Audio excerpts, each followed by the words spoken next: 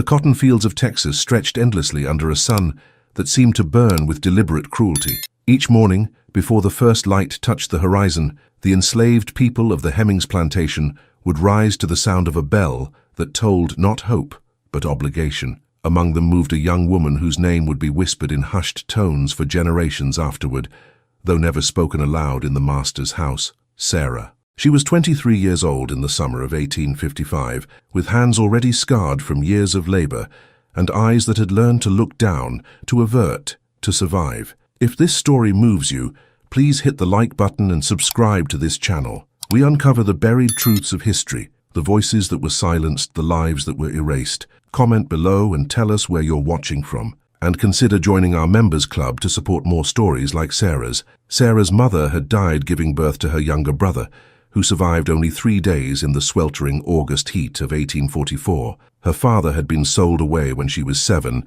taken in chains to a plantation somewhere in Mississippi, a place that might as well have been the moon for all the chance she had of ever seeing him again. The only family she knew now was her grandmother, old Ruth, who moved through the quarters like a ghost of former strength, her back bent from decades of stooping in the fields, her voice reduced to a rasp from years of breathing cotton dust. The Hemmings family, the white Hemmings family, as they were always careful to distinguish themselves, had owned this land since before Texas was admitted to the Union. Thomas Hemmings, the current patriarch, was a man of considerable local importance. He served on the county board, attended church every Sunday with his wife Margaret and their 3 children, and spoke often and eloquently about the burden of slaveholding, as if the people he owned were weights he carried nobly, rather than human beings he exploited for profit. What the respectable citizens of Harrison County did not know, what could never be acknowledged in polite society, was that Thomas Hemmings had fathered children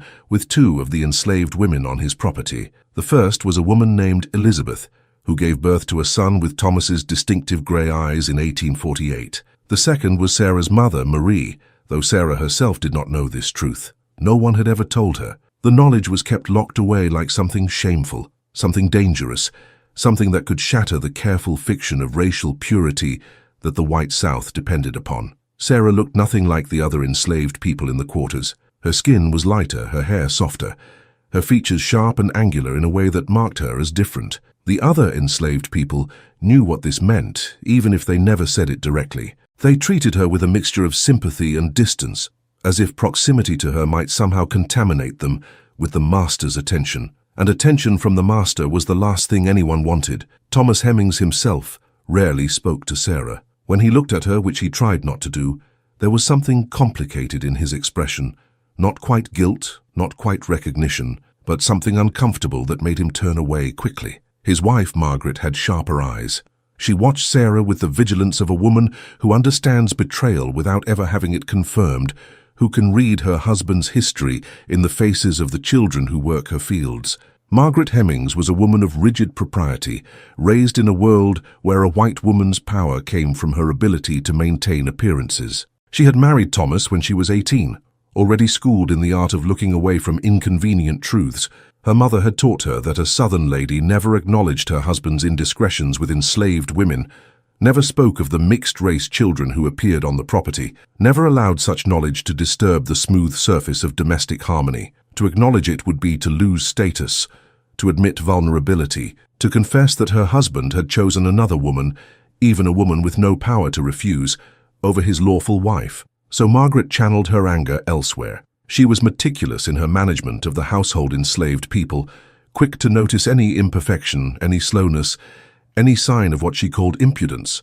She would inspect the cleaning with white gloves, running her fingers along surfaces to find invisible dust. She would taste the food and send it back to the kitchen for imagined flaws. She would order punishments for infractions so minor that even her husband sometimes protested, though never in front of the enslaved people, never in a way that would undermine her authority. Sarah had learned to be especially careful around Margaret. The mistress's gaze followed her with particular intensity, as if searching for proof of something she already suspected, but could never name. When Sarah worked in the main house, washing clothes, scrubbing floors, serving meals, she moved with exaggerated humility, made herself smaller, quieter, less visible. But no amount of careful behavior could protect her entirely. The plantation operated with brutal efficiency. The overseer, a man named Caleb Morrison, was known throughout the county for his use of the whip. He kept quotas, measured cotton by the pound, and punished shortfalls with mathematical precision. 1 pound under quota earned 5 lashes. 5 pounds, 25 lashes. Morrison didn't care about excuses. Sickness, injury, exhaustion were all treated as moral failures, as laziness that needed to be beaten out. Morrison was a thin man with sun-damaged skin and eyes that never seemed to blink. He'd come to Texas from Georgia, brought by Thomas Hemings specifically for his reputation. He lived in a small house near the quarters, close enough to monitor the enslaved people, but separate from them, maintaining the racial boundary that the system required. He was unmarried, which the enslaved women understood as its own kind of danger. A man without a wife, without the civilizing influence that white society claimed marriage provided, was unpredictable in his cruelties. Sarah had felt his whip twice. Once when she was 15, for taking too long in the fields because she'd stopped to help old Ruth, who had collapsed from heat exhaustion. Morrison had dragged her to the whipping post, a permanent fixture in the center of the quarters, a constant reminder of what awaited disobedience, and delivered 10 lashes while the other enslaved people were forced to watch. The pain had been extraordinary beyond anything she'd imagined possible, but worse than the pain was the humiliation,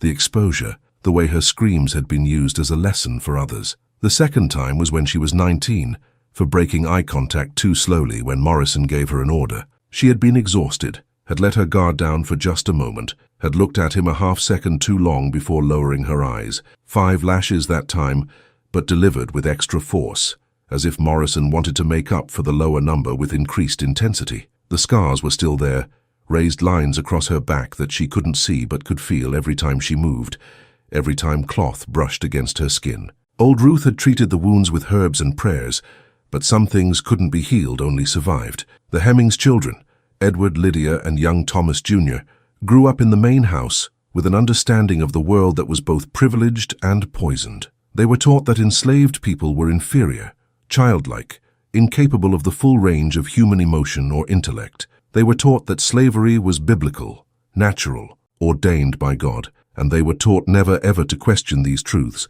because to question would be to doubt not just their way of life, but the fundamental goodness of their parents, their society, their very existence. Edward, the eldest at 25, was being groomed to take over the plantation. He had his father's build and his mother's cold practicality. He'd spent a year at university in Virginia, where he'd studied law and learned the latest theories about racial hierarchy from professors who cited skull measurements and biblical passages with equal authority. When he returned to Texas, he brought with him a certainty that made him more dangerous than his father. Thomas Hemings Sr., at least, had the decency to seem occasionally troubled by the system he perpetuated. Edward had no such doubts. Edward spoke of enslaved people the way he might speak of livestock, with clinical detachment, with an eye toward productivity and profit. He kept detailed records of each person's output, calculated depreciation on their value, planned breeding pairings to produce the next generation of workers. He saw himself as modern, scientific, progressive in his approach to plantation management. He read agricultural journals, corresponded with other planters about best practices, attended conferences where men in expensive suits discussed human beings as if they were crops to be optimized. Lydia, 19, was being prepared for marriage. She spent her days learning to manage a household, which meant learning to command enslaved people with the kind of casual cruelty that her mother wielded like a social skill. She was beautiful in the way that Southern belles were beautiful. Pale skin carefully protected from the sun, delicate features, a smile that never quite reached her eyes. She practiced piano in the parlor while enslaved women fanned her to keep her cool. She embroidered samplers with biblical verses about servants obeying their masters. She was engaged to a planter's son from Louisiana, and her dowry would include not just money but human beings, people who would be transferred like furniture to her new home. Lydia had a special cruelty that came from insecurity. She was jealous of the enslaved women who were younger, prettier, who moved with an unself-conscious grace that no amount of deportment lessons could teach. She found reasons to have them punished, a sideways glance interpreted as insolence, a moment's hesitation read as defiance. She took particular interest in Sarah, perhaps sensing something in her mother's attitude toward the young woman, perhaps simply recognizing a target. She would call Sarah to her room for trivial tasks, then berate her for imagined failures. working herself into rages that seemed disproportionate to any actual offense. Young Thomas Jr., only 12, was still forming his understanding of the world. He sometimes played near the quarters, and once, when he was very young, he tried to play with the enslaved children until his mother caught him and dragged him away by his ear, explaining in sharp whispers that such behavior was beneath him, that those children were not his equals, that he must never forget the difference between them. But Thomas Jr. was softer than his siblings, more prone to questions that troubled his parents. He asked why the enslaved people had to work so hard. He asked why they couldn't learn to read. He asked why God would make people just to be owned by other people. His father would answer with lectures about divine order and natural hierarchy. His mother would simply tell him to stop asking foolish questions. Edward would mock him for weakness, for sentimentality, for the kind of soft-heartedness that had no place in a man. The plantation economy required constant violence to function. It wasn't just the spectacular violence of the whip, though that was ever present. It was the violence of separation, families torn apart at auction. It was the violence of exhaustion, bodies worked past the point of sustainability. It was the violence of violation, women who had no legal right to refuse any demand made upon them. It was the violence of erasure, names changed or forgotten, histories obliterated, entire lineages reduced to property records. Every aspect of the enslaved people's lives was controlled, regulated, monitored. They woke when the bell rang, ate what they were given, worked where they were told. They couldn't travel without passes. They couldn't gather in groups without white supervision. They couldn't learn to read or write. They couldn't testify in court against white people. They couldn't own property, make contracts, or legally marry. Their children could be sold away at any moment. Their bodies could be used for labor, for breeding, for medical experimentation, for whatever purpose their owners decided. Sarah had learned to navigate this world by becoming invisible. She kept her head down, worked steadily, avoided attracting attention. She spoke little, smiled never, and cultivated an expression of blank neutrality that concealed everything she felt.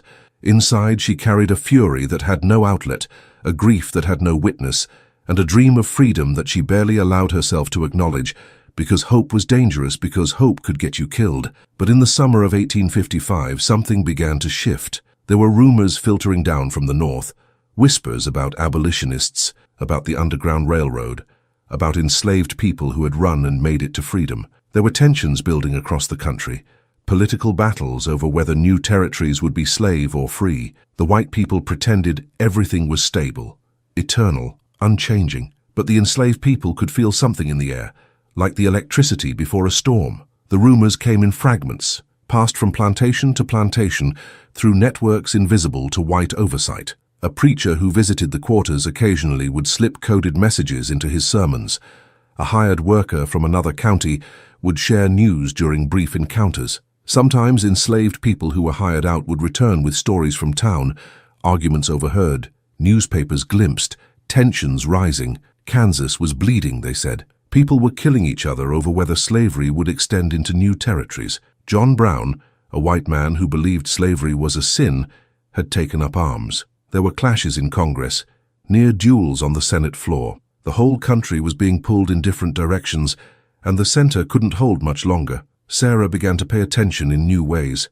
She listened when the white people talked, when they thought the enslaved people couldn't understand or didn't care. She memorized the layout of the property, the roads leading away, the distances between towns. She started asking old Ruth questions about her youth, about the stories she'd heard of people who ran, about what it took to survive in the wilderness without shelter or supplies. Old Ruth would shake her head, worried. "Child, that kind of thinking only leads to the grave," she'd say.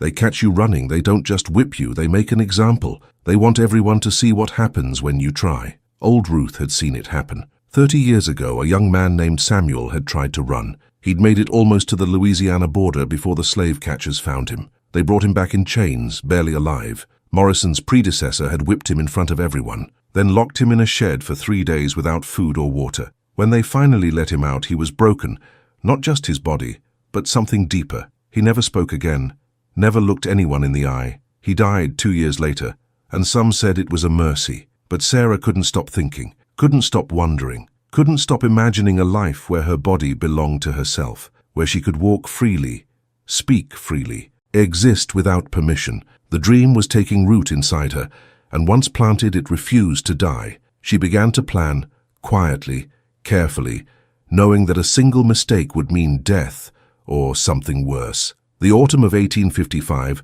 brought a change in the rhythms of the plantation that Sarah noticed before anyone else. Thomas Hemmings had taken ill. Nothing serious, the doctor assured everyone, just a fever that needed rest and careful attention. But illness in the master's house created ripples throughout the entire property. Edward took over more responsibilities, striding through the fields with Morrison at his side, making notes in a leather-bound journal about productivity and waste. Margaret grew more irritable, her commands sharper, her punishments more frequent, as if her husband's weakness needed to be compensated for with displays of her own strength. For Sarah, the shift meant more time working in the main house. The regular house servants were stretched thin caring for Thomas, and Sarah was called in to help with laundry, with cleaning, with the endless small tasks that kept the household running. She hated being that close to the White family, hated the exposure, but she also saw opportunity in it. The main house had things the quarters didn't.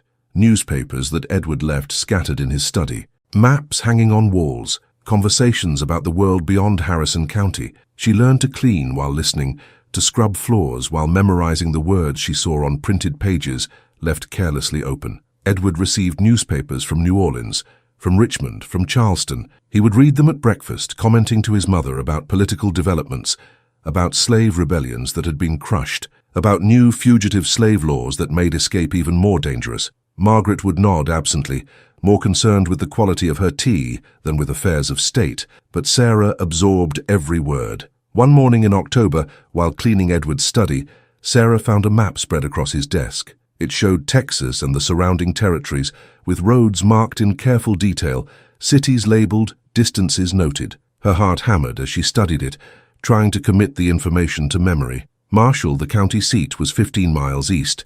Shreveport, Louisiana, was 40 miles beyond that. The Mexican border was hundreds of miles to the south, but Mexico had abolished slavery. It was a place where freedom was possible, if impossibly distant. She was so absorbed in the map that she didn't hear Edward enter the room. His voice made her jump. "What are you doing?" Sarah's training took over instantly. She dropped her eyes, her posture shifting into submission. "Cleaning, Master Edward. Just dusting the desk, sir." He moved closer, and she could feel his presence like a physical weight. Edward was not like his father.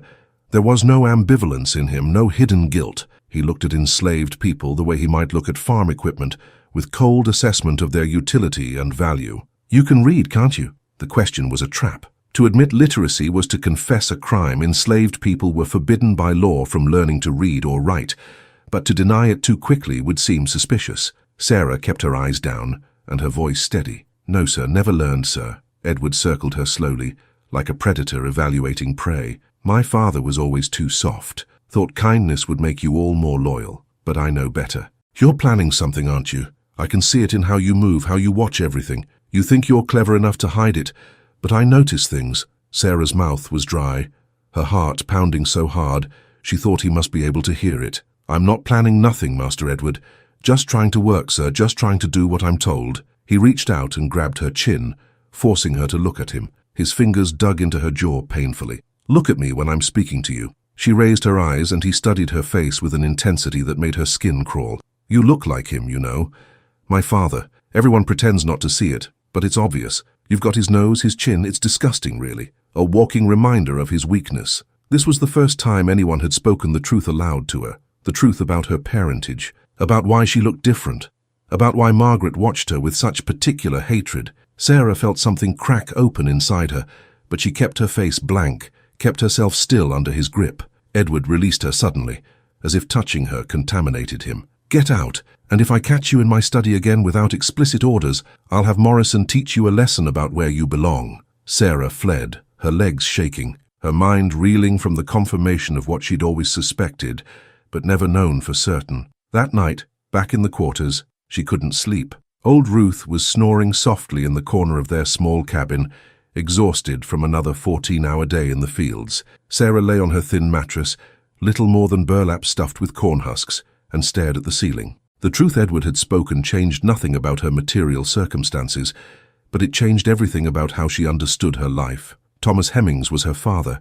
The man who owned her was her father. She shared blood with the White family in the main house, and yet she had no claim to them, no rights, no recognition. She was simultaneously kin and property, family and chattel, bound by blood but separated by everything that mattered in this world. The rage that had been building in her for years found a new focus. It wasn't just the injustice of slavery in the abstract. It was the specific, personal betrayal of a father who could look at his own child and see only merchandise, only an investment, only a problem to be managed. She understood now why Thomas never spoke to her, why he averted his eyes, not from shame, or not just from shame, but from a willful blindness that allowed him to maintain the fiction of his own morality.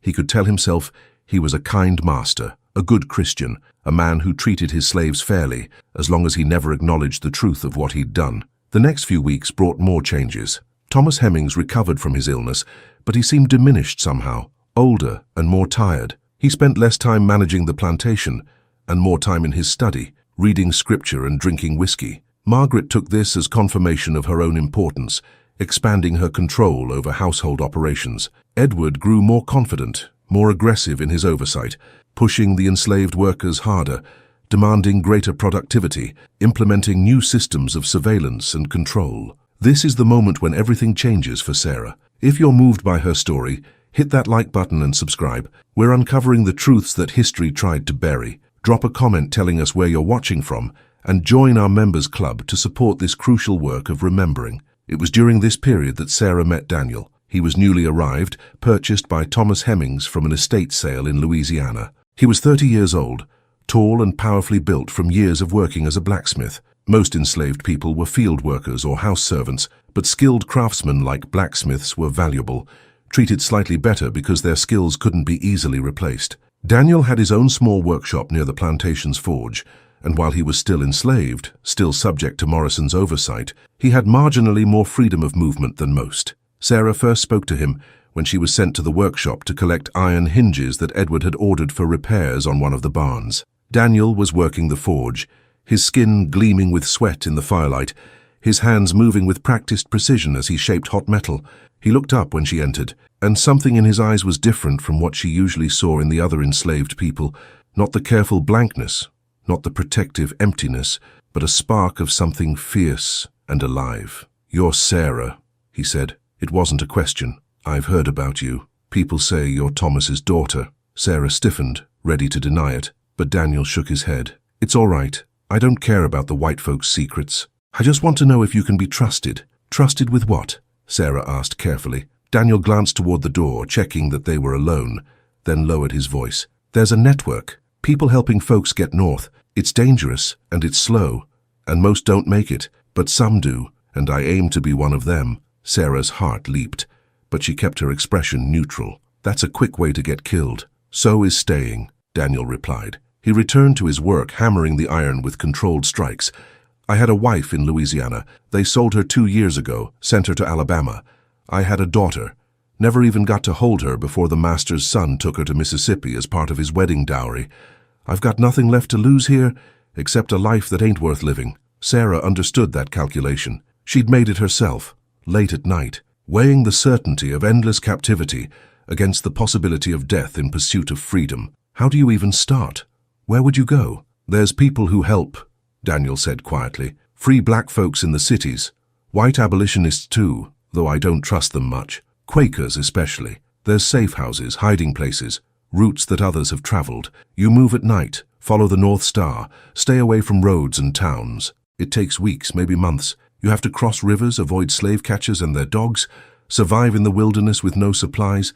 But people do it. People make it." Over the following weeks, Sarah and Daniel began to plan. They couldn't meet often. Any pattern would be noticed. Any regular contact would raise suspicions, but they found moments. She would bring messages hidden in laundry deliveries. He would leave notes tucked into iron fittings that she collected. They learned to communicate in glances, in subtle gestures that meant nothing to observers, but conveyed volumes between them. Daniel had contacts, a free black man who traveled through Harrison County occasionally, buying and selling goods, who could pass information. Through this network, they learned about the Underground Railroad's operations in East Texas. It wasn't as organized as in the border states, but there were routes. There were people willing to help. There were paths to freedom that others had traveled. The plan they developed was audacious, perhaps suicidal. They would run in late December, during the Christmas season, when the white family's attention was on celebration, and the oversight of enslaved people was marginally relaxed. They would head north and east, not directly toward free states. That route was too watched, too patrolled, but toward Indian territory, where some tribes offered sanctuary to runaways. From there, they would try to reach Missouri, then Illinois. It would take months if they survived, and the odds were brutally against them. But the alternative was to remain enslaved forever, to watch their lives consumed by labor that enriched others, to eventually be worked to death or sold away. When framed against that certainty, even desperate odds seemed acceptable. Sarah began to prepare, hoarding small amounts of food from the main house, cornmeal, strips of dried pork, anything that wouldn't be immediately missed. She stole a knife from the kitchen, hiding it in a hollow tree near the quarters. She observed the plantation's routines with new intensity, noting when the overseers changed shifts, when the patrols passed, when the dogs were loose or kenneled. Daniel used his position to create tools. He fashioned a crude compass from materials in the workshop, memorized the stars, studied maps whenever he could glimpse them. He was also building their story. If caught, they would claim they'd run individually, that they didn't know each other. That way, if one was captured, the other might still have a chance. But the more they planned, the more Sarah felt the weight of what they were attempting. To run was to bet everything on a slim chance. To run was to abandon old Ruth, who was too frail to make such a journey. To run was to risk a death so terrible that Morrison used descriptions of it to terrorize the other enslaved people, being torn apart by dogs, being burned alive, being beaten until bones broke and organs ruptured. One night in early December, Sarah sat with old Ruth in their cabin. The old woman was working on a quilt, her gnarled fingers moving slowly through fabric. "You're planning to run, aren't you, child?" she said suddenly. Sarah's breath caught. "What makes you think?" "I'm old, not blind," old Ruth interrupted gently. "I see how you watch everything now. I see how careful you are with food. I see you talking to that blacksmith." She set down her sewing and took Sarah's hands in her own. "I want you to go. I want you to try. But you need to understand what you're risking." "I know," Sarah said. "I know they'll kill me if they catch me." "Not just that," old Ruth said. "If you run, Morrison will punish everyone else. He'll say we helped you, that we knew. He'll use your escape as an excuse to crack down on all of us. That's how they keep us in line, not just through what they do to individuals, but through collective punishment." Sarah felt sick. She hadn't fully considered that dimension, hadn't thought through how her escape would affect those left behind. "Then what do I do? Stay? Live like this forever?" Old Ruth squeezed her hands. "I didn't say don't go. I said understand the cost. Freedom ain't free, child. Someone always pays. And if you make it, if you get north and find yourself free, you carry that debt with you. You live for all of us who couldn't run, who couldn't try. You make your freedom mean something." They sat in silence for a long moment, the weight of old Ruth's words settling over them. Finally, Sarah spoke. "What was she like?" "My mother," old Ruth smiled sadly. "Marie was beautiful, had a voice like honey, used to sing while she worked, kept that voice even when everything else was getting crushed out of her. Thomas Hemmings took notice when she was 17. Wasn't nothing she could do about that. Wasn't nothing any of us could do. She bore it because that's what we do. We bear things. When you were born, she loved you fierce, protected you as much as she could in a place where enslaved mothers got no protection at all. She died bringing your brother into the world, but her last words were about you. She said, 'Keep Sarah strong, don't let them break her spirit.'" Sarah felt tears burning in her eyes, but she didn't let them fall. Tears were a luxury she couldn't afford. "I won't let them break me," she whispered. "I promise." December arrived with unseasonable cold, a bitter wind that swept across the Texas plains and made the thin walls of the quarters feel like no protection at all. The enslaved people wrapped themselves in whatever threadbare blankets they had, huddling close to small fires that barely fought off the chill. Sarah watched the weather with growing anxiety. Cold would make the journey harder, would make survival in the wilderness more precarious, but it also meant the dogs would have more difficulty tracking scents, meant that the white overseers would be less inclined to patrol thoroughly in freezing temperatures.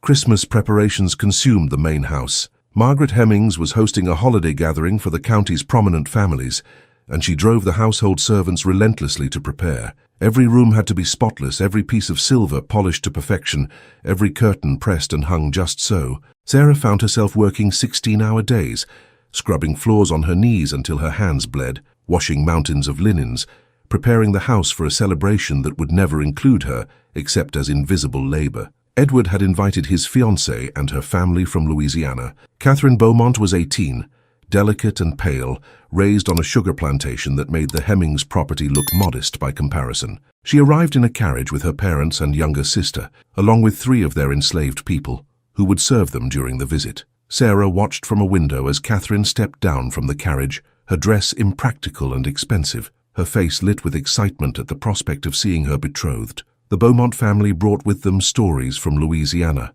talk of tensions and fears. There had been an attempted revolt on a plantation near Baton Rouge, quickly crushed, but leaving the white planters paranoid and brutal in their response. They'd executed 7 enslaved men, hung them from trees along the main road as a warning. The Beaumonts spoke of it casually over dinner, their voices carrying to the kitchen where Sarah worked, as if discussing livestock rather than human beings. "It's the northern agitators," Mr. Beaumont said, his voice thick with anger and whiskey. "They come down here spreading ideas, telling our property that they have rights.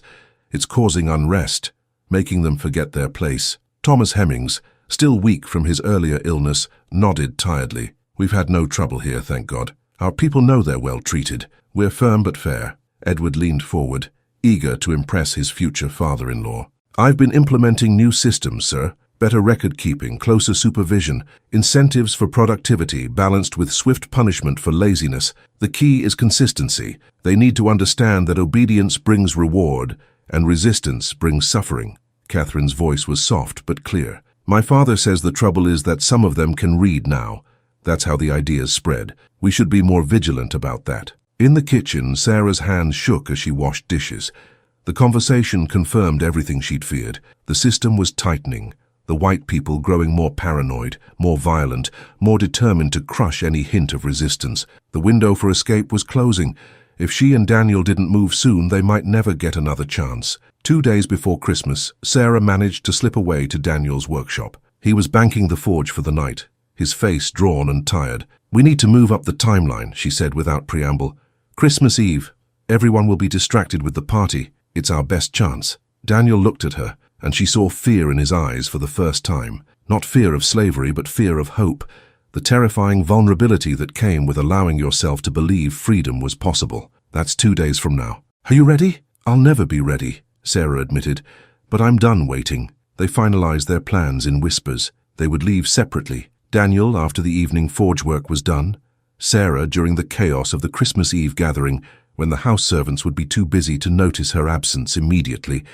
They would meet at a designated spot 3 miles north of the plantation, near an old oak tree that stood alone in a field. From there they would travel northeast, following creek beds to mask their scent from dogs, moving only at night, hiding during the day. Daniel had managed to acquire some supplies, a small amount of cornmeal, some salted meat, a flint and steel, 2 thin blankets. Sarah had her stolen knife and a bag she'd sewn from scraps of fabric. It wasn't much, barely enough to survive even a few days, but it would have to be sufficient. They would forage what they could, steal when necessary, and pray that the network Daniel had learned about was real, that there were safe houses and helpful people along the route to Indian territory. The day before Christmas Eve, old Ruth pulled Sarah aside during a brief break from work. The old woman pressed something into her hand, a small wooden carving, crude but recognizable as a bird in flight. "Your mother made this when she was pregnant with you," old Ruth said. "She said every child deserves to fly free. Take it.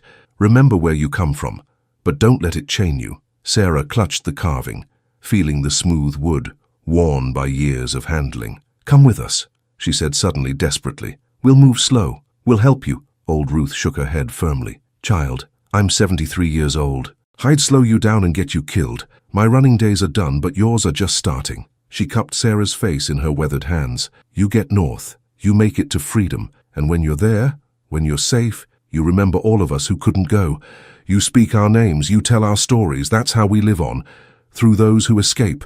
Through those who survive." That night, Sarah couldn't sleep. She lay in the darkness, listening to old Ruth's breathing, memorizing the sounds of the quarters, the creaking wood, the distant calls of nightbirds, the rustling of people trying to find comfort on hard beds after brutal days of labor. Tomorrow night, if everything went according to plan, she would never hear these sounds again. She would either be free or dead, but she would never return to this place. Christmas Eve arrived cold and clear, the sky brilliant with stars. The main house was ablaze with lights, guests arriving in carriages, music drifting from the parlor where a hired musician played piano. The enslaved people worked frantically, serving food, pouring drinks, clearing dishes, attending to every need of the white guests who laughed and danced and celebrated, without a thought for the labor that made their comfort possible. Sarah moved through the house like a ghost, performing her duties mechanically, while her mind focused on what lay ahead. She'd hidden her small bundle of supplies near the back door, covered with a rag as if it were just cleaning materials. Her heart hammered every time Margaret glanced her way, every time Morrison passed through checking on the servants. The party reached its peak around 9 o'clock. The guests were drunk, loud, their voices echoing through the house. Edward was dancing with Catherine, looking happier than Sarah had ever seen him. Thomas sat in a corner with other plantation owners, discussing crop yields and slave prices as if talking about the weather. Margaret supervised everything with hawk-like attention, but even she was distracted by the demands of playing hostess. At 9:30, during a particularly chaotic moment, when several dishes needed to be carried out simultaneously and guests were calling for more wine, Sarah slipped out the back door. She grabbed her bundle, her hands shaking so badly she nearly dropped it, and walked quickly toward the tree line. Every step felt impossibly loud, every breath too harsh. She expected at any moment to hear someone shout, to feel hands grabbing her, to be dragged back to Morrison's whipping post. But no one shouted. No one followed. The night swallowed her and she was running, her feet pounding against frozen ground, her breath coming in gasps that formed clouds in the cold air. She ran with abandon, with terror, with joy, with desperation, ran like her mother's spirit was pushing her forward, ran like every enslaved person who had ever dreamed of freedom was running through her. She reached the designated oak tree just before midnight. Daniel was already there, crouched in the shadows, his own bundle beside him. When he saw her, relief flooded his face. "I was scared you wouldn't make it," he breathed. "I'm here," Sarah said, her voice shaking. "I'm really here. We're really doing this." They started walking immediately, heading northeast as planned, following a creek bed that would mask their trail. The cold bit through their thin clothing, but neither complained. Cold was nothing compared to what they were leaving behind. They moved in silence, listening for sounds of pursuit, every snapped twig or distant animal call making them freeze in terror. By dawn they'd covered perhaps 8 miles. It wasn't enough. They needed to be farther away before the alarm was raised, before Morrison organized search parties and unleashed the dogs. They found a thick cluster of underbrush near the creek and crawled inside, pulling branches over themselves for camouflage. Sarah's feet were already blistered, her body exhausted from lack of sleep and the adrenaline that had carried her through the night. But she couldn't rest, couldn't let her guard down. "How long before they notice we're gone?" Daniel whispered. "Morning, maybe," Sarah replied. "When I don't show up for breakfast service." Morrison does a count of the quarters at dawn. When he realizes we're both missing, he'll know we ran together. Daniel nodded grimly. They both understood what that meant. A coordinated search, more resources devoted to recapture, assumptions that 2 runaways would be easier to track than one because they couldn't move as quietly or as carefully. "We need to cover more ground tonight," he said. 20 miles if we can manage it." They dozed fitfully through the day, taking turns keeping watch. Every sound made Sarah's heart race. Horses in the distance, dogs barking at some farm, voices of white men traveling down a road half a mile away. She clutched old Ruth's carving, running her fingers over the wooden bird, drawing strength from the connection to her mother, to her grandmother, to all the people who had suffered so she might have this chance.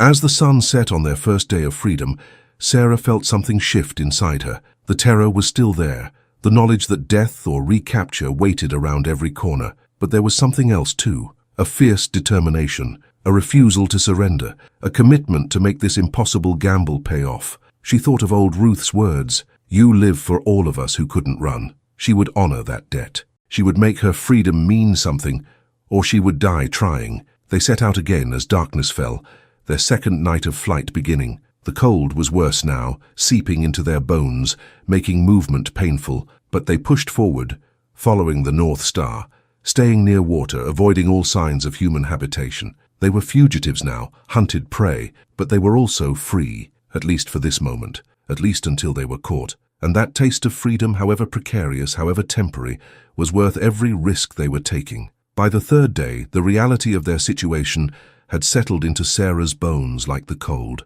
They were surviving, but barely. The small amount of food they'd brought was already running low, rationed to tiny portions that left them constantly hungry. Their clothes, insufficient for fieldwork in mild weather, were utterly inadequate for sleeping exposed in December. Daniel had managed to catch a rabbit in a makeshift trap, but building a fire to cook it was too risky.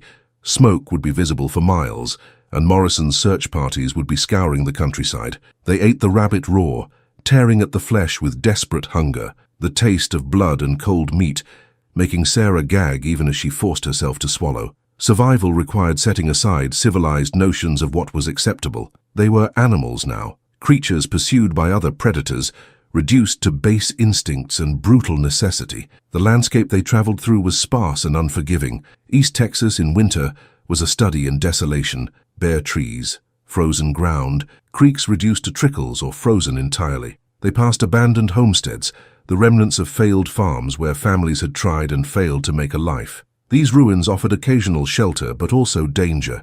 Morrison would know that runaways sought such places, would have his men check them systematically. On the fourth night they heard the dogs for the first time. The sound carried across the winter air with terrible clarity, the baying of hounds trained to hunt human beings, their voices rising and falling in patterns that spoke of excitement, of a scent detected, of prey close by. Sarah and Daniel ran, crashing through underbrush they'd been carefully avoiding, no longer worried about noise or leaving a trail, focused only on distance and speed. They reached a river, wider than the creeks they'd been following, the water running fast and dark. Without hesitation, Daniel plunged in, gasping at the shock of cold. Sarah followed, the water reaching her waist, her thighs, her chest. The current pulled at her, threatening to sweep her downstream, but Daniel grabbed her hand and together they struggled across, their bodies going numb, their movements becoming clumsy and desperate. On the far bank they collapsed, shivering violently, their wet clothes freezing almost immediately in the night air. They could still hear the dogs, but the sound was more distant now, confused. Water broke the scent trail, gave them time, but it also brought new dangers. They were soaked in freezing temperatures. Hypothermia was setting in, their bodies shutting down from cold. Daniel managed to get them moving again, walking fast to generate warmth, heading away from the river into dense woods where the bare branches at least broke the wind. Sarah's thoughts were becoming sluggish, her body wanting to stop, to lie down, to sleep.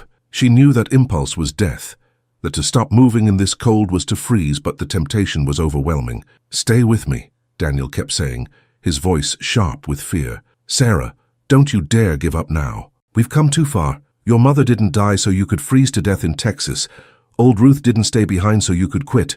Move, keep moving." His words cut through the fog in her mind. She forced her legs to keep working, one step after another, her body screaming in protest but obeying her will. They walked through the night and into the next day, too afraid to stop, too cold to rest. By the time the sun was high, they'd put another 20 miles between themselves and the plantation, but they were on the edge of collapse. They found a fallen tree with a hollow beneath it, crawled inside, and packed themselves with dead leaves for insulation. Sarah's body was beyond shivering now, gone into a deeper cold that felt almost like warmth. She knew this was dangerous, knew it meant her body was failing, but she couldn't fight it anymore. She pressed close to Daniel, sharing what little warmth they both had left, and drifted into a sleep that might have been death. She woke to the sound of voices, white voices, speaking casually about weather and hunting. Sarah's eyes snapped open, her body flooding with adrenaline that burned away the fog of hypothermia. Through the gaps in the dead leaves covering them, she could see two white men on horseback,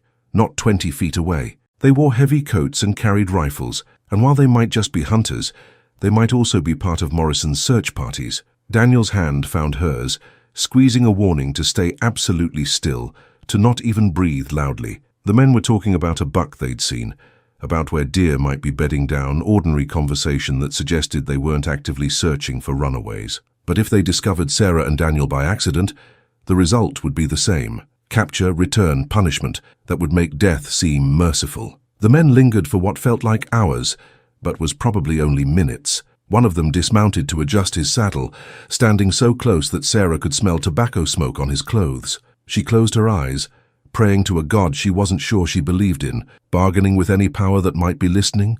Let them pass, let us live. Let us reach freedom and we'll spend our lives earning it. Finally, mercifully, the men mounted up and rode away, their voices fading into the distance. Sarah and Daniel remained frozen for another hour, waiting to be certain they were truly gone before crawling out of their hiding place. They were stiff from cold and immobility, their bodies protesting every movement, but they were alive, still free, still moving forward. That night, they reached the first safe house. Daniel's contact had told him about it, a Quaker family living on an isolated farm, people who believed slavery was a sin and were willing to risk everything to help fugitives reach freedom. The house was marked as Daniel had been told, with a particular pattern of stones near the gate, a signal visible to those who knew to look for it. They approached with extreme caution, watching the house for signs of a trap. Slave catchers sometimes pretended to be abolitionists, setting up fake safe houses to lure in runaways.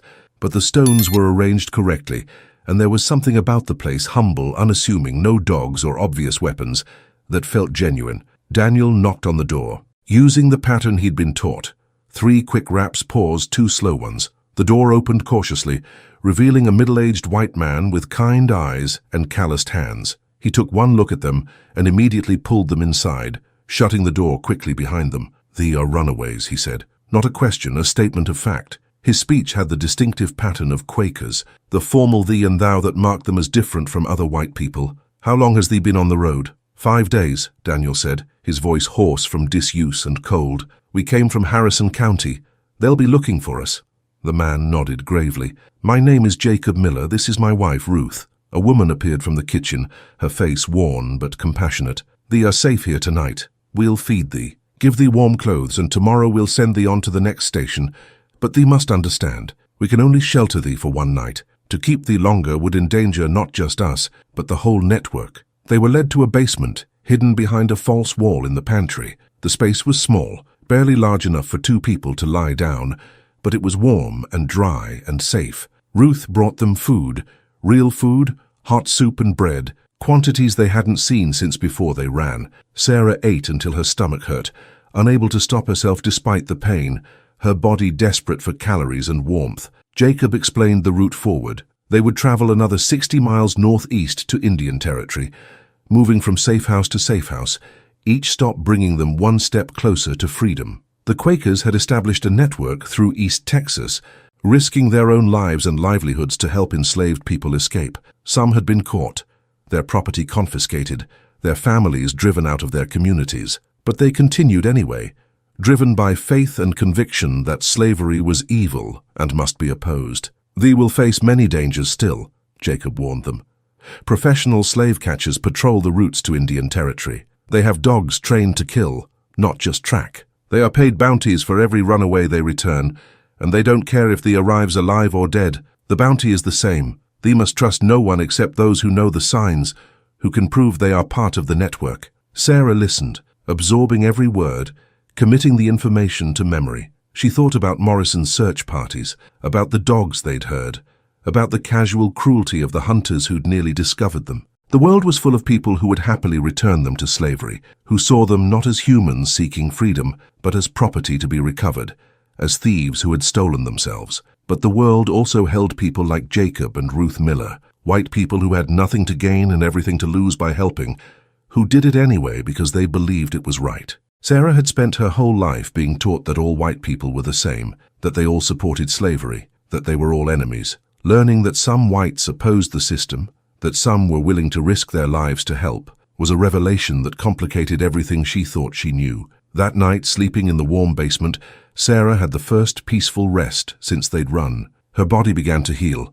The blisters on her feet, the cuts and scrapes from traveling through brush, the deep exhaustion that had threatened to overwhelm her. But she also dreamed, and in her dreams she saw old Ruth, saw her mother Marie, saw all the people still enslaved on the Hemmings plantation, working under Morrison's whip while she slept in warmth and safety. The guilt of escape was something she hadn't anticipated. She was one of the lucky ones, one of the few who had the opportunity and courage to run, who had found help and made it this far. But what about everyone else? What about the children born into slavery who would never have this chance? What about the old people who were too frail to run? What about the people who tried and failed, who were caught and killed as warnings to others? Old Ruth had told her to make her freedom mean something, to live for all those who couldn't escape. Sarah understood now that this was both a gift and a burden, the weight of survivor's guilt, the obligation to justify her survival by making it matter, by using her freedom to fight for others still enslaved. She couldn't save everyone,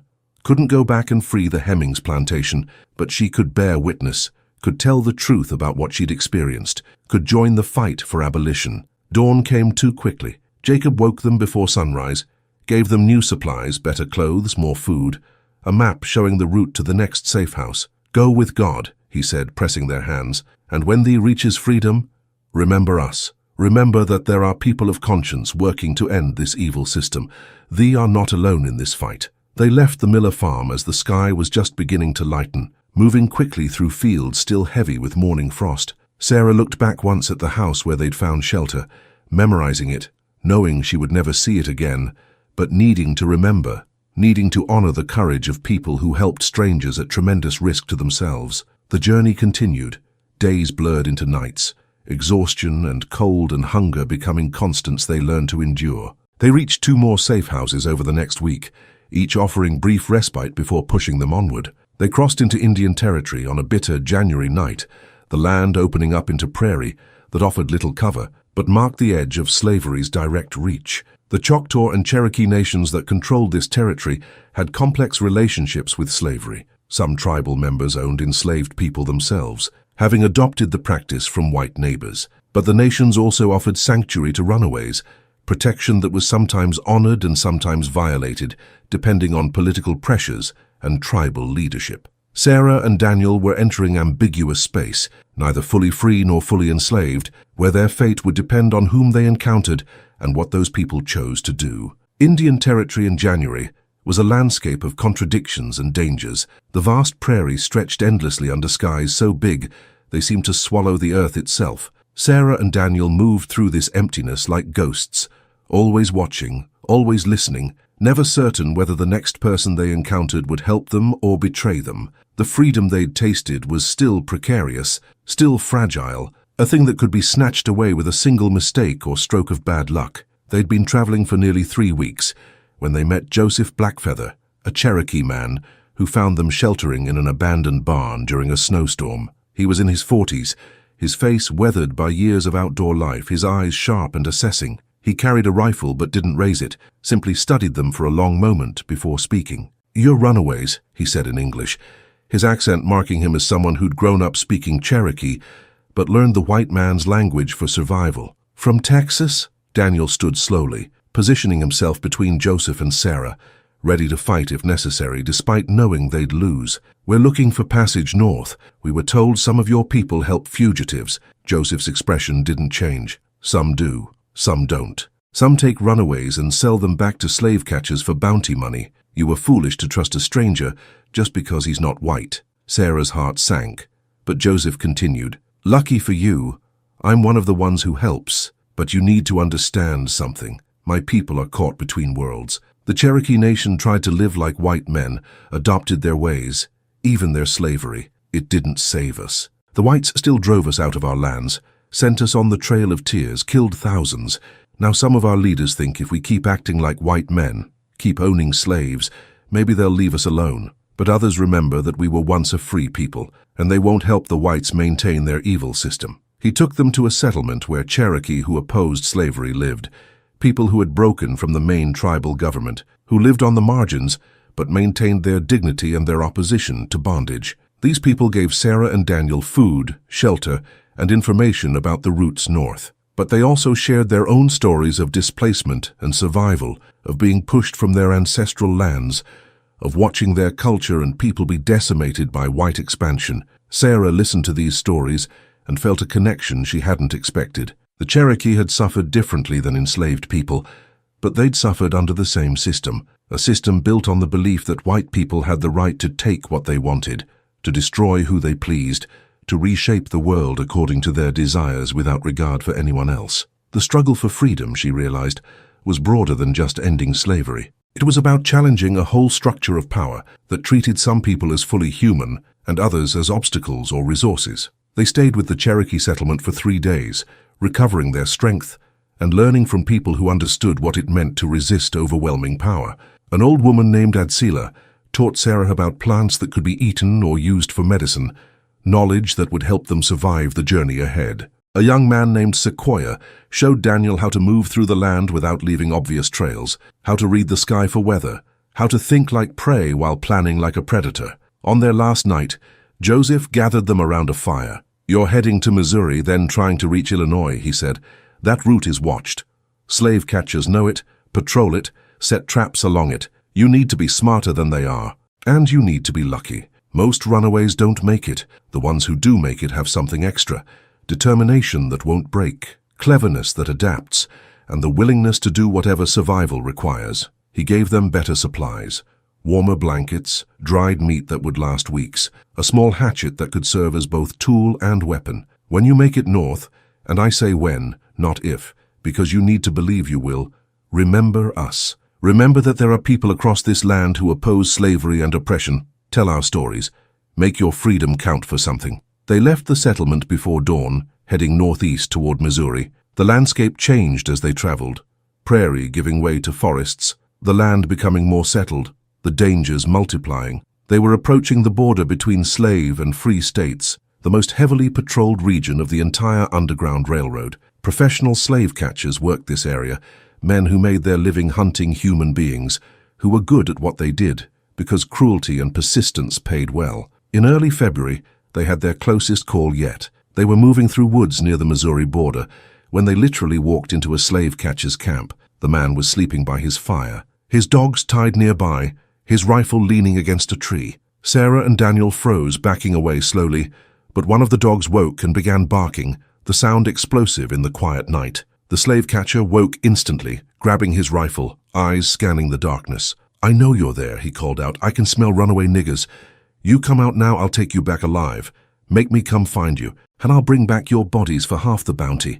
Daniel grabbed Sarah's hand and they ran, crashing through underbrush, the dogs barking, rising to frenzied levels as the slave catcher released them. Sarah heard the animals pursuing, heard their snarls and the sound of the man shouting directions, heard a rifle shot crack through the air, the bullet hitting a tree inches from her head. They ran with the desperation of people who knew they were moments from death or recapture. The dogs were gaining, their sounds getting closer, their training and superior speed making escape seem impossible. Sarah's lungs burned. Her legs screamed in protest, her body pushed beyond any limit she'd previously known. But fear gave her strength, and beside her, Daniel ran with equal desperation. Neither of them willing to surrender, neither willing to give up this close to freedom. They burst out of the woods onto a road and saw salvation. A wagon approaching, driven by a black man who took one look at their situation and understood immediately. "Get in!" he shouted, not slowing down. Sarah and Daniel ran alongside the moving wagon and threw themselves into the back, landing hard among sacks of grain. The driver whipped the horses into a gallop, the wagon lurching forward just as the dogs broke from the tree line. The slave catcher emerged moments later, raising his rifle, but they were already out of range, the wagon racing down the road, putting distance between them and death. The driver was named Isaiah, a free black man who worked as a conductor on the Underground Railroad, using his legitimate business of transporting grain to move fugitives. "You two got lucky," he said once they were safely away. "That catcher's killed more runaways than I can count. He doesn't bring back many alive, says it's easier to transport bodies than fighting captives." Isaiah took them to a safe house in Missouri, a farm owned by German immigrants who hated slavery and helped runaways as a matter of principle. The family, the Schmidts, spoke broken English, but their hospitality needed no translation. They fed Sarah and Daniel, gave them clean clothes, and let them sleep in real beds for the first time since leaving the Hemmings plantation. Mrs. Schmidt wept when she saw Sarah's scars, the raised lines across her back from Morrison's whip. She applied salve and bandages with gentle hands, murmuring in German, her tears falling freely. Sarah realized that this woman, who had never been enslaved, who had never experienced anything like what Sarah had endured, was mourning for her, was recognizing her humanity in a way that most white Americans refused to do. This is Sarah's journey, a story of courage, survival, and the brutal reality of slavery. If her story has moved you, please hit that like button and subscribe to this channel. We bring you the histories that were buried, the voices that were silenced. Drop a comment telling us where you're watching from. And consider joining our members club to help us continue this vital work of remembrance and truth-telling. The final leg of the journey took another 2 weeks. They moved through Missouri with help from the Underground Railroad, passed from conductor to conductor, each person risking their freedom and safety to help strangers reach liberty. They crossed the Mississippi River hidden in a cargo shipment, entered Illinois in late February, and finally, after 6 weeks of running, reached Chicago, a city where slavery was illegal, where they could breathe without constantly looking over their shoulders. Freedom, when it finally came, felt surreal. Sarah stood on a street corner in Chicago, watching free black people walk past, men in suits conducting business, women shopping at markets, children playing without fear. No one was being whipped. No one was being sold. No one was being hunted. The absence of terror was so profound, it almost felt like its own kind of presence, a weight lifted that left her feeling light and unsteady. But freedom also brought new challenges. Sarah and Daniel had no money, no skills that translated easily to paid work,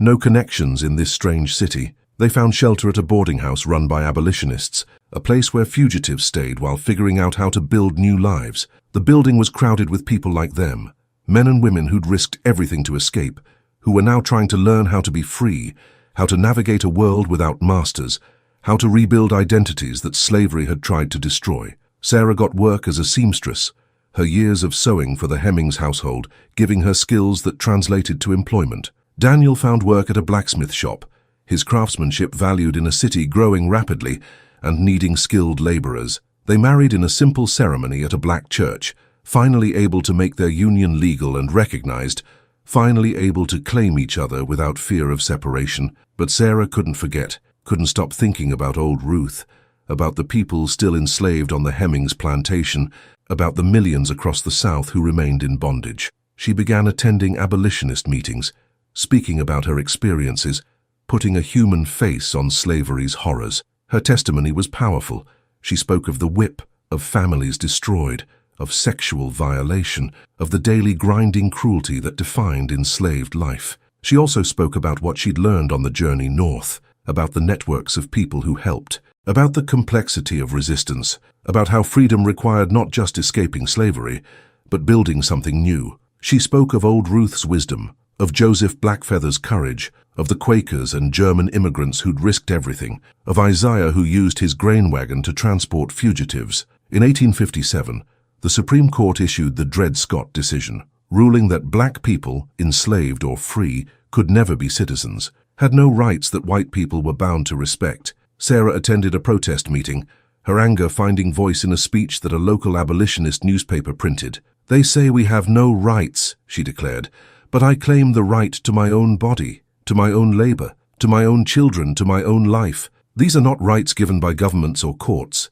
These are human rights, rights we are born with, rights that no law can legitimately deny." The speech circulated, was reprinted in other papers, reached people across the North. Sarah became known as a voice of the abolitionist movement, a living witness to slavery's evil, a woman who had claimed her freedom and now fought for others to have the same chance. In 1860, as the nation spiraled toward civil war, Sarah received word that old Ruth had died. The news came through the Underground Railroad network. A message passed from conductor to conductor until it reached Chicago. Old Ruth had passed peacefully in her sleep, her body finally giving out after decades of brutal labor. Sarah grieved deeply, but she also felt something else, gratitude that her grandmother had lived to see Sarah escape, had known that at least one member of their family had made it to freedom. When war finally came in 1861, Sarah volunteered with organizations supporting formerly enslaved people who fled to Union lines.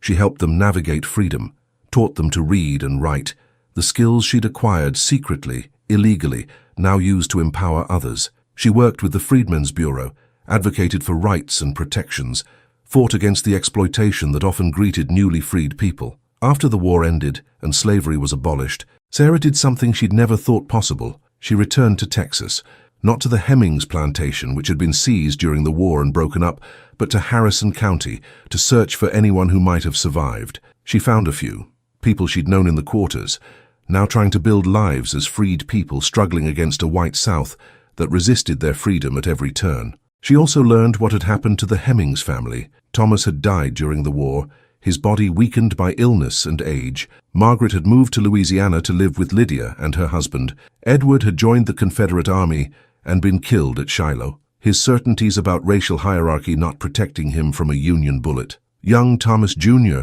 the boy who'd asked uncomfortable questions, had survived and was running a small store, treating black customers with a courtesy that would have scandalized his parents. Sarah never confronted the surviving Hemings family about her parentage. The truth she carried, that she was Thomas Hemings's daughter, that she shared blood with the family that had enslaved her, remained buried. Some truths, she decided, didn't need to be spoken aloud. The important thing wasn't blood relation, but the fact of her survival, her freedom, her refusal to let slavery define or destroy her. She lived until 1889, dying at 57. Decades longer than most people born into slavery survived. She left behind children and grandchildren who knew her story, who understood where they came from and what it had cost their ancestor to give them freedom. She left behind testimonies and speeches that documented slavery's reality, that bore witness for those who hadn't survived to tell their own stories. Sarah's grave in a Chicago cemetery bears a simple marker: Sarah Hemings, 1832-1889. Born in slavery, died in freedom. She ran so others might walk. Her life was one story among millions. Millions of people who suffered under slavery, who resisted in small and large ways, who dreamed of freedom even when it seemed impossible. Some, like Sarah, made it north. Most didn't. Most died enslaved, their stories lost, their names forgotten, their suffering unrecorded. But Sarah's story survived, passed down through her descendants, preserved in abolitionist archives, remembered by the networks that had helped her escape. It stands as testimony to the indomitable human spirit, to the refusal to accept bondage, to the courage required to risk everything for a chance at freedom. The truth she carried, about sharing blood with her enslavers, about the sexual violence and racial mixing that white Southern society desperately tried to hide, was only one part of her story. The larger truth was about resistance, about survival, about the networks of courage that helped people escape, about the long fight for freedom that continues in new forms even after slavery's legal end. Sarah's journey from the cotton fields of Texas to the streets of free Chicago was an impossible journey that she made possible through determination, help from others, and the kind of courage that looks like madness until it succeeds. Her story reminds us that freedom is never given, always taken, always fought for, always precious because of what it costs. And when we tell these stories, when we remember Sarah and old Ruth and Daniel and Joseph Blackfeather and the Millers and Isaiah and all the others who made survival and freedom possible, we honor not just the past, but the ongoing struggle